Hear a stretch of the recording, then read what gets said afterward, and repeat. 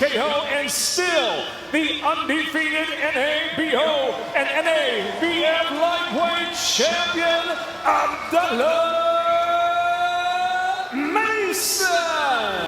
And still the undisputed UFC bantamweight champion of the world.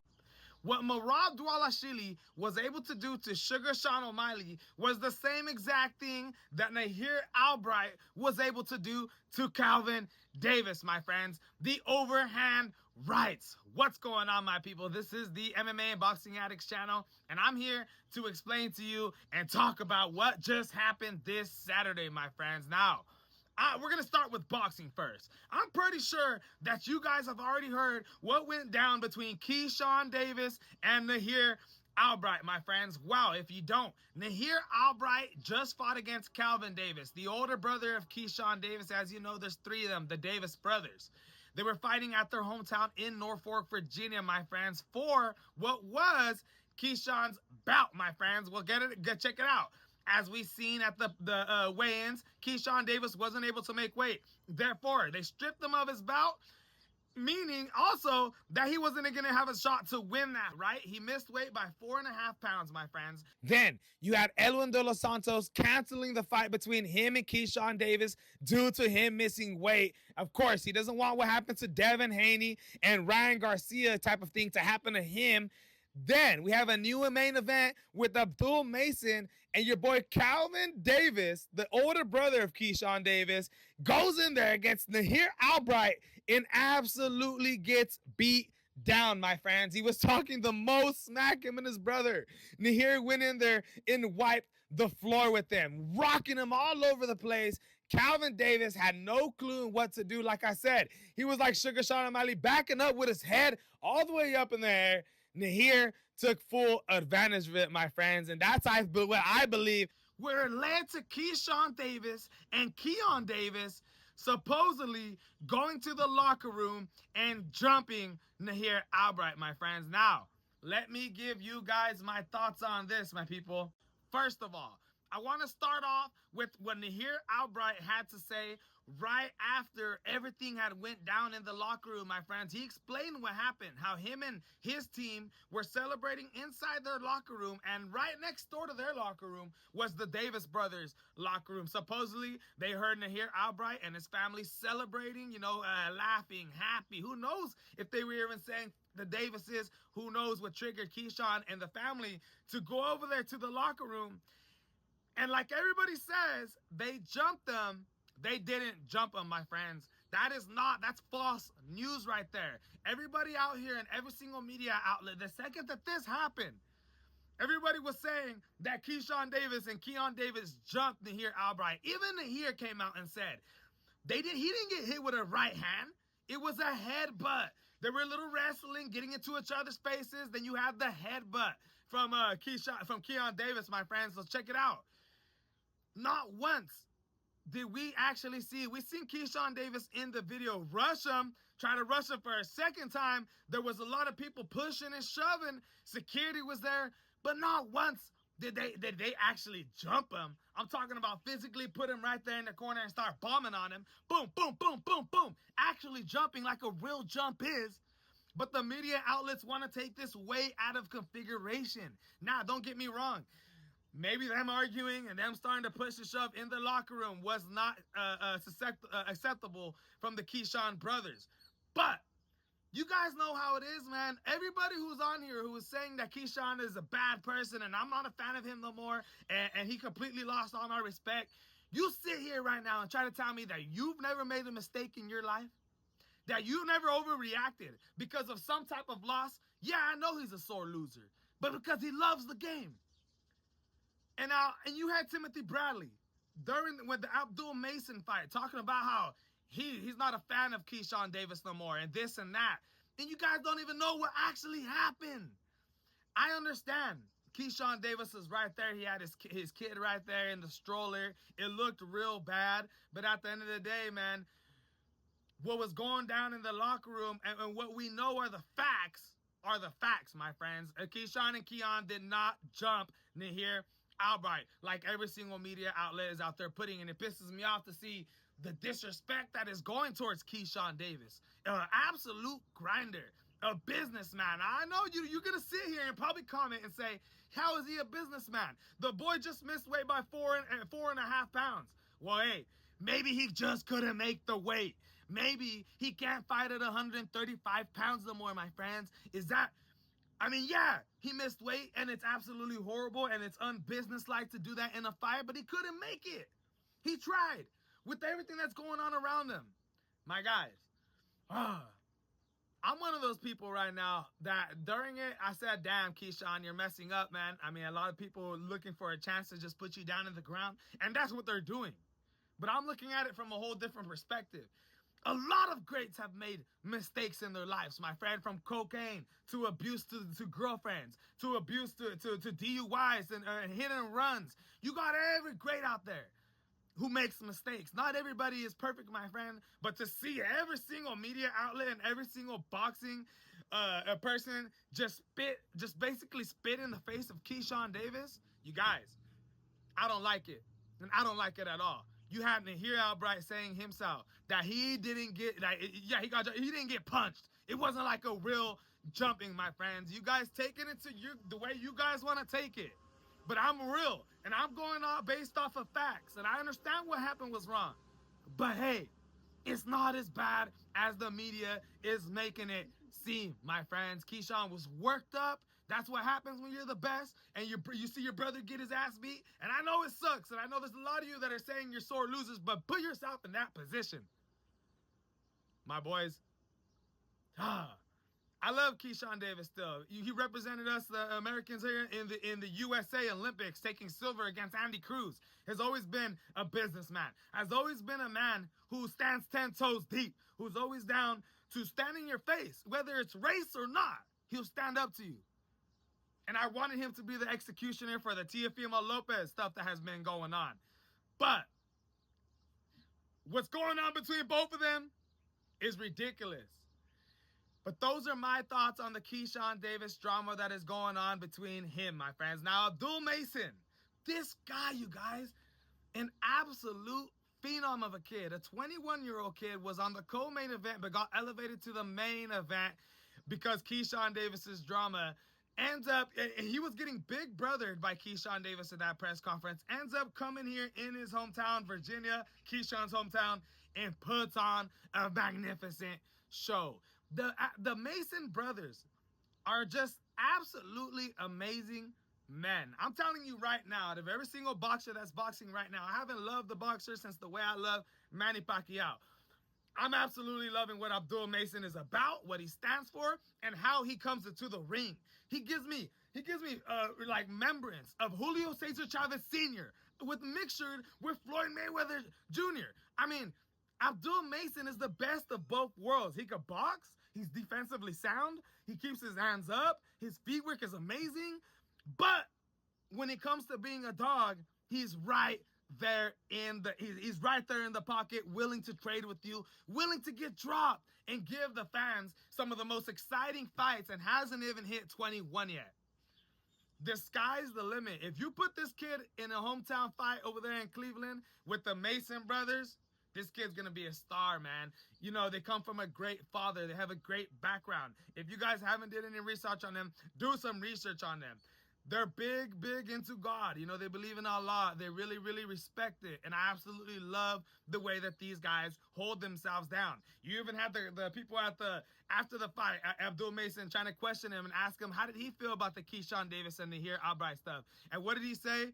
No comment. The guy's so professional. It's crazy to see from a 21-year-old Abdul Mason. He's like a 30-year-old put into a 21-year-old's body, my friends. And hey, what an absolute weekend we had for boxing. You had all the drama with Keyshawn not making weight, the fight, the jumping, which wasn't a jumping, call it what it is, my friends. Then you had Abdul Mason, the Abdul Mason show, my friends. Then we had UFC 316. Oh my God, my people, if you UFC fans, Let me know in the comments of what you thought of Sugar Sean O'Malley getting tapped out by Marab in the 3rd round by the ninja choke. Now, I know it didn't look like it was all the way in. And a lot of people are questioning whether he actually had it in or not. But I feel like just all the relentless pressure that Marab Dvalishvili was putting on in the 1st, 2nd, and 3rd round was just too much, where he was gassing out Sugar Sean O'Malley. I thought Sugar Sean O'Malley won the 1st round. I thought he defended enough takedowns. I thought his striking was looking decent. So was Marab's, but I thought he did enough to win that 1st round. 2nd and 3rd round, he was losing, my friends. Finally starting to get taken down. Even Marab's striking was looking like he was the better striker than Sugar Sean O'Malley in that 2nd round. Like I said, he had those Nahir Albright hooks. You know, he was coming in forward, and just like Sugar Sean and just like Calvin Johnson, they're both tall men, and they both fight tall, and they're both leaning back when they're trying to get out of the pocket, which was allowing both Nahir Albright and Marab Dvalishvili to just throw the jab, dip down, and then come up. Boom, boom. As if you were going to the body, but you end up coming up to the head with massive hooks. Marab's like a mixture of Mike Tyson and Khabib Nurmagomedov, bro. This guy's indestructible. You have Sugar Sean O'Malley, who just lost now, and the question is, what is he gonna do next? The person that they're trying to pair him up with now is Umar Nurmagomedov, who is Khabib's younger cousin, who recently just fought against Marab, who lost, but was a closer fight than what Sugar Sean O'Malley did to him. And everybody is saying, Sugar, it might be time for you to move to 145, bro, because the same thing might happen to you with Umar. Now, I hope Sugar Sean wins this fight, and I think it's going to be Umar Nurmagomedov who they give him next. But we're going to see, my friends, as Peter Yan already has a fight with McGee coming up. And Corey Sandhagen is getting the championship fight against Marab Dvalishvili, which I absolutely love. Now, that's a guy that absolutely deserves it, has fought everybody in the division, and has always proven to be an A-level fighter on the top 5 fighter of the world, my friends. So, that was absolutely crazy. Sugar Sean O'Malley, I see everybody absolutely putting him down after the fight.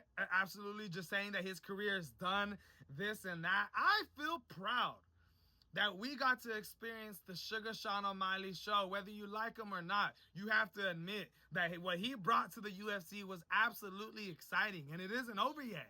It isn't over yet, my friends. With Conor McGregor and his little run that he went through, and the Sugar Sean O'Malley takeover, there hasn't been anybody in the UFC right now that can remind me of those two guys who are coming in right now, just like them, flamboyant, but with also knockout power to back it up, my friends.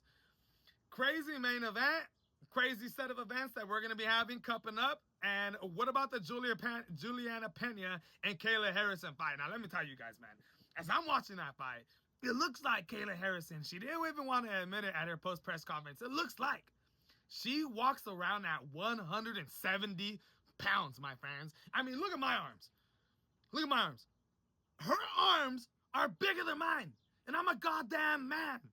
She went in there and just put on a performance of her life against Juliana Pena, submitting her. You had Amanda Nunes coming into the ring after, having them face off, and now it's going to be considered the GOAT championship fight. Whoever wins this girls' fight between your girl, Amanda Nunes, the greatest of all time, the Brazilian, the Lioness, against Kayla Harrison, a 2-time Olympic judo gold medalist who's representing the United States, my friends, who just absolutely wiped the mat with Juliana Pena, a woman who has already beaten Amanda Nunes in their first fight, my friends. So, hey, absolutely exciting stuff. Then, man, you go to the Calvin Gastelum and Joe Pyfer fight. And right off the bat, man, first round, you have Joe Pyfer just absolutely destroying Calvin Gastelum. Don't get me wrong, Calvin is one of the toughest fighters, if not has the strongest chin in UFC history, my friends. He's never been knocked out. I thought in this fight, in that beginning round, I was thinking, it's going to be like Max Holloway. And it's going to be like the Max Holloway versus Ilia Topuria fight, where he never been knocked out before. And then Ilia finally did it. You guys, Calvin almost gets knocked out by Joe Pyfer, but still manages to get back up and fight back like a warrior and almost won the fight. Almost won it. But at the end, I did think Joe Pyfer did enough to get the fight done, and he does it. for his United States fans. And hey, exciting to see. I want to see where Calvin Gastelum goes next with this. I'm a huge fan of him. It's sad to see him go down like this. You look at his Instagram, he hasn't posted nothing yet on his stories or nothing. It's sad to see. And what about Patchy Mix and Mauro Batista? Everybody wanted Mauro Batista to lose this fight coming off that Jose Aldo beating that he put on him. Now, it wasn't a beating, but the wrestling and the offensive cage holding that he did against him on the fence, people were pissed off about it. We wanted Patchy Mix to come into here, two-time Bellator champion, come in here in his first UFC fight, both men on 7-fight win streaks, and do something. Well, guess what? Patchy Mix displayed one of the worst head movements in boxing, UFC, MMA history that I've ever seen in my life. My 12-year-old kid, student, does better than what my boy Patchy Mix was doing. Patchy wasn't even reacting to the feints. You know when somebody throws a feint at you, it at least makes you flinch a little bit, and you know you wanna react to it. You know what I mean? You're at, oh, the guy's gonna throw it at you, blocking it. Patchy was not feinting at all. He wasn't biting the feints. He wasn't moving his head. He wasn't taking his head off the center line. Anytime that he switched stances, anytime that he would pivot to the left or to the right, it just wasn't there. His head movement was just staying right in the same goddamn middle, and Mauro Batista beat the crap out of him. Just another remembrance of why UFC is the top level when it comes to MMA, my friends. No matter what organization it is, UFC has the best fighters. Bellator has a bunch of champions that have came into the UFC. Michael Chandler, Fabricio Pitbull. Now this guy. Hey, it's just not working out, my friends. It ain't working out. An amazing UFC 316 card that we had, my friends, as you had Merab Dvalishvili beating Sugar Sean O'Malley in the same place that he took his jacket from. Woo! And now we're leading it to an even greater weekend with Usman and Buckley. Now, I know the prelims look good, but when you look at that main card, it might not shock you. But you guys got undefeated fighters like Sai coming up, Mansour Abdul-Alik on that card. I mean, dude, it's going to be a good card. I always enjoy watching Joaquin Buckley fight. You know, he was my 2024 Fighter of the Year. Four wins in 1 year. Now he's coming into this fight against Kamaru Usman, a man that we haven't seen in almost 2 years. His last fight against Khamzat Chimaev in a short notice fight. It was close. I had it 1-1 going into the third, but Khamzat did enough. The question is Kamaru Usman, has he been active enough? Has the YouTubing not been such a distraction? And has Joaquin Buckley just too much of a ferocious man coming off that Kobe Covington win? Too strong? Is he going to be too strong and buckle the knees, the injured knees of Kamaru Usman, my friends? My prediction is Joaquin Buckley. We got that coming up. And then you also got George Kambosos Jr. competing for Richard Hitchens' IBF Junior Welterweight Championship of the World. And this makes things interesting. Because if George can beat your boy Richard Hitchens, hey, you know, Teofimo is going to be biting at the bullet. You know, he's going to be biting at the bullet to try to get that fight with George Kambosos, my friends, to try to get that IBF bout and then therefore have 2 plus the Ring magazine, my friends. Hey, some great things happening in UFC. Some absolutely crazy, shocking things happening in boxing. You have John Jones also being a liar. You know, you had Dana White on the post-press conference at UFC 316 claiming that he hasn't even been paying attention to anything that John Jones has been saying. And John Jones claimed that Dana White knows everything that's going on, and he doesn't understand why he hasn't posted or dropped any news about John Jones or anything like that. Well, Dana White is out here saying and talking that John Jones might be ready for retirement. I think John is absolutely lying here. You have him talking about trying to fight Francis Ngannou, which is just ridiculous. Ridiculous. Just trying to bring that out of nowhere when there's a guy like Tom Aspinall out there waiting for you, my friends. And even the way Dana White reacted to it, saying he probably will not sign Francis Ngannou back to the UFC. There, we have your answer. It's not happening, John. Let's make the fight happen with Tom, my friends. What a weekend. I can't wait for tomorrow, my friends. If you made it this far, check in tomorrow, 6 p.m. We will be interviewing Hamdi Abdul Awahab from Egypt. The only Egypt UFC fighter will be joining us tomorrow as our first ever UFC interview. He's fighting on June 21st in that card that's in Baku, Azerbaijan. And I can't wait for it, my friends. I can't wait to sit down with this man. He looks like a truly honorable man. We're going to ask him some great questions about his country, his family, what he's fighting for, and also the mishap that happened in 2022 and what kind of man he is now and what kind of man people want him to know him and what he is, my friends. Hey, this is the MMA and Boxing Addicts channel. What a ridiculous weekend we had for boxing and UFC. Like and subscribe, my friends, and I'm out.